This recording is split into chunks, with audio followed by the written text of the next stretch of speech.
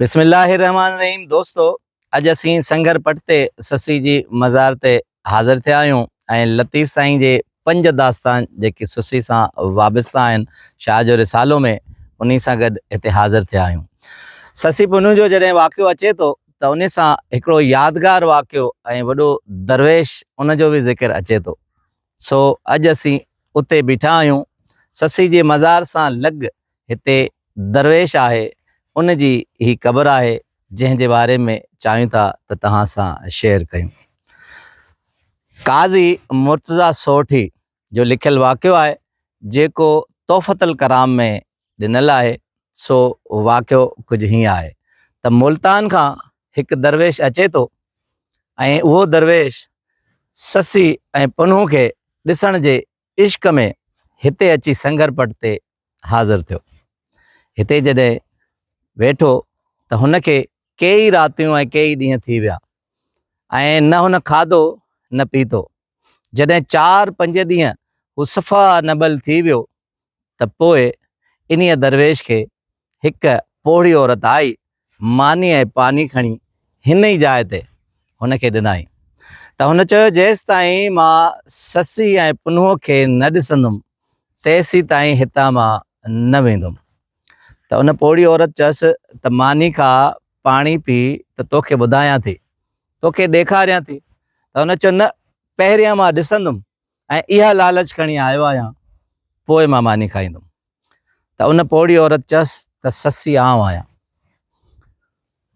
त हुन चयसि त तूं जेकॾहिं ससी आहीं, हू त ख़ूबसूरत औरत हुई, छोकिरी हुई, तूं त पोड़ी आहीं।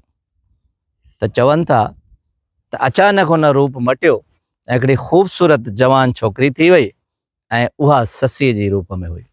ऐं हुन दरवेश खे चयईं त दरवेश, ससी आउं आहियां, हाणे मानी खा।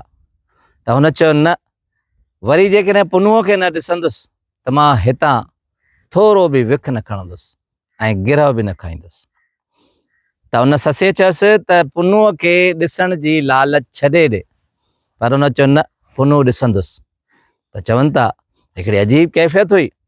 ससी हितां उथी आहे ऐं इन्हीअ जाइ ते जिते जबल फाटो हुयो उते वञी पुनूअ खे ॿाहिरि ईअं कढियो अथई ऐं उन जे पोयां हथु ॾेई बीह रही।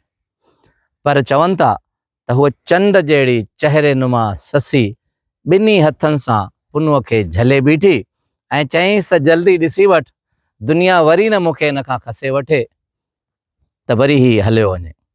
इहो मंज़र अचानक गायब थी वियो ऐं उन दरवेश ॾिठो ऐं चवनि था त कुझु ॾींहंनि खां पोइ हिते ई दम ॾिनई। मुल्तान जे इन्हीअ दरवेश जो नालो इस्माइल हुयो ऐं उन्हीअ जी क़बर हिते आहे। ऐं ही अॼु ससी पुनू जे इन यादगार लोक दास्तान सां गॾु अॼु अमर आहे ऐं हुन इन इश्क जे किस्से ऐं इश्क जे नाले ते पंहिंजे इश्क में दम ॾिनो ऐं हिते यादगार थी वियो।